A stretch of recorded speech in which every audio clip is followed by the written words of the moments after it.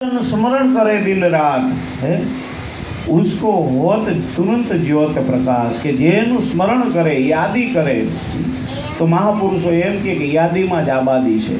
तो महापुरुषोए स्मरणनी आपणने रीत बतावी, स्मरणનું આપણને વિજ્ઞાન બતાવ્યું કે બેઠ એકાંતે જમા કર આસન બંધ કર લે દોય કાન ઘેરી ઘેરી મુરલી બાજે તારા ગગનમાં કરીને આ નાદનો પીછાન કે તમારા ઘટની અંદર એક ઈશ્વરનો અવાજ થઈ રહ્યો છે એનો તું પીછો પણ આ મન ચારેય દિશાની અંદર ફરી ફરી ફરી ફરી અને હજી આ મનની કાંઈક અપેક્ષાઓ છે, કાંઈક ઈચ્છાઓ છે, એટલે મન પોતાની અંદર પોતાના અવાજને પકડતું નથી। જો પોતાનો અવાજ મનને ખબર પડી જાય કે આની અંદર બોલનહાર જે સ્વરૂપ છે એ મારું સ્વરૂપ છે અને હું આમાંથી જ પ્રગટ થયું છું, કારણ કે આ પ્રાણમાંથી જ મન પ્રગટ્યું છે અને આ પાછું મન પ્રાણમાં જ અલ્પાય એમ છે। તો ક્યારેક આપણે આપણા મનને થોડીક વાર પ્રાણાભિમુખ કરવા માટેની ગતિની અંદર જાવું લઈ જવું પડે। તો એના માટેની વિધિ સદગુરુ બતાવે કે આમાં ઓ અક્ષર से શ્વાસ ઉઠાવો, સો से જાપ बिठाओ, આમાં હંસો ઉલટ હોત હે સોહમ તમે જ્ઞાનીજન એને નિર્ધારો કે તમારા ઘટની અંદર આ હંસો સોહમનો જે નાદ ધ્વનિ થઈ રહ્યો છે, જે નાદ બ્રહ્મ ગાજી વાજી રહ્યો છે કે હે મન તું થોડીક વાર એને અનુભવી લે। અને કોઈ પણ વસ્તુનો સિદ્ધાંત છે આ પરમ તત્વ તમારી અંદર જે રમી રહ્યું છે એ ચુંબક જેવું છે, કોઈ એને ટચ થાય એટલે એના જેવું થઈ જાય, એને કાંઈ પણ વસ્તુ અડે એટલે એના જેવું થઈ જાય। જેવી રીતના ચુંબકને તમે ખીલી કહો, થોડીક વાર સારી વાર કહો એટલે એ ખીલી તમે ગમે ત્યાં કઢાડો। આ ટેસ્ટરની અંદર એવું હોય, આ ટેસ્ટરને છે ને આ ચુંબક એટલે ઘસી ઘસી અને આની અંદર પછી સ્ક્રૂને આમ પકડે ને આ ટેસ્ટર એટલે સ્ક્રૂને પકડી રાખે, હોય કે નહીં? તો આ પ્રાણને મન થોડીક વાર જો એને અડા કરે ને તો મનની અંદર પણ ઈશ્વરીય ગતિ આવી જાય।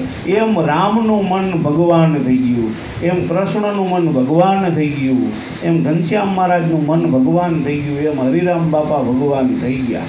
નકર દેહ કરીને જ્યારે જન્મા તો એ બધા આપણા જેવા જ સામાન્ય મનુષ્ય જ હતા। જન્મથી કદાચ કોઈ ડૉક્ટર હોય ખરો ભાઈ કે ભાઈ આન ઘરે ડૉક્ટર જન્મો, આન ઘરે વકીલ જન્મો, આન ઘરે ન્યાયાધીશ જન્મો, એવું થાય કે હે? ડૉક્ટર એનાથી બનાય અભ્યાસે કરીને, ડૉક્ટર શેનાથી બનાય અભ્યાસે કરી, એમ સંત શેનાથી બનાય અભ્યાસે કરી, ભગવાન કેવી રીતે બનાય અભ્યાસે કરી। તો આ બધો અભ્યાસ છે અને યુનિવર્સિટી પાછી જોઈ। ડૉક્ટર ભણવા માટે તમારે એવી ડિગ્રી કરવી પડે, હે તમારે કાંઈ પણ મેનેજમેન્ટનો કોર્સ કરવો હોય, બેંકનો કોર્સ કરવો હોય તો એવી યુનિવર્સિટી કરવી પડે। તો તમારે બનવું છે હું હવે આપણે ગયા છીએ ભગવાન બનવા માટેની યુનિવર્સિટીમાં, આપણે ફોર્મ શેમાં ભરાયું? ગુરુની યુનિવર્સિટી એટલે ભગવાન બનવા માટેની યુનિવર્સિટી મનસુખભાઈ, કારણ કે સદગુરુની યુનિવર્સિટીમાં ભણીને જ હે સંત થવાય, ફકીર થવાય, જતી થવાય, સતી થવાય, કરોડો કામડિયા થયા, 64 જોગણી થઈ, 52 વીર થયા। આ બધાએ અભ્યાસ શેમાં કર્યો? ગુરુની યુનિવર્સિટીમાં। હવે આપણે ફોર્મ આમાં ભરાયું અને આપણો અભ્યાસ હજી ભણીએ છીએ કંઈક બીજું। આ જગત જે ભણાવે છે ને એ આપણે ભણીએ છીએ, ગુરુ ભણાવે એ ભણતા નકર આવડું છોકરું ભાઈ કેટલામાં ભણસ તું? ત્રીજું ભણસ, તું ભણવા જાસ ત્યાં લાંબા ટાટિયા કરીને બેહસ એટલે ખાલી દીકરા પૂછ્યું હતું તારે ગભરાતા નહીં, તું ત્રીજું ધોરણ ભણસ, તને શું આવડે? ઇંગ્લિશ મીડિયમમાં ભણેશ કે મારો દીકરો ગુજરાતી મીડિયમમાં? ગુજરાતીમાં કક્કો આવડે બોલતો?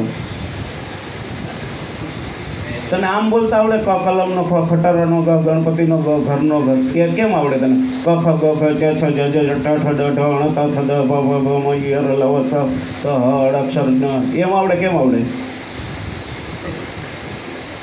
હે નથી આવડતો કક્કો?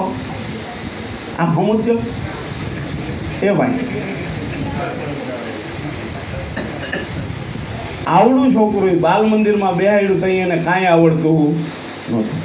ત્રીજું ભણેવા માંડ્યો ત્યાં એને કક્કો આવડી ગયો હોય છે, 100 એકડા આવડી ગયા હોય છે, હે સામાન્ય એમ કરતાં કરતાં એ આગળ વધશે. ચોથામાં જાય, પાંચમામાં જાય, છઠ્ઠામાં જાય, 10મું ભણશે, ત્યાંથી ફાટા પડશે, 11મું લે, 12મું લે, ત્યાંથી ફાટા પડશે. હવે કઈ ફેકલ્ટીમાં જવું એને, એ ગ્રુપ રાખવું, બી ગ્રુપ રાખવું, હે એમ કરતાં કરતાં જો હોશિયાર રહી છે, સાયન્સ રાખશે કાં ડૉક્ટર થાય, હે એન્જિનિયર થાય, ઘણી બધી લાઈનો ત્યાંથી જુદી પણ એમ ગુરુની યુનિવર્સિટીમાં આપણે ભણીએ છીએ. હવે આપણે જોવું છે ગુરુની યુનિવર્સિટીમાં આપણે ક્યાં પહોંચ્યા ને આપણે હવે સબ્જેક્ટ કયો લેવો છે. અગર આપણે હોય ભાઈ મહેશ ઠોઠ અને રખાઈ જાય સાયન્સ તો નો આમણાય રહી નો હમણાય રહીએ. પછી પાછું ક્યાં બેવું પડે કે હવે એ કે 12મા ધોરણમાં નફા થયો એટલે હીરા ઘઉં આવ્યો. હે એમાં ગુરુની યુનિવર્સિટીની અંદર જે ભણે એનું 100% કાંઈક ને કાંઈક એ બને. જેવી રીતના કુંભારના હાથની અંદર માટી આવે તો ભાઈ કાંઈકનું કાંઈક બને કે ન બને, હે જેવી માટી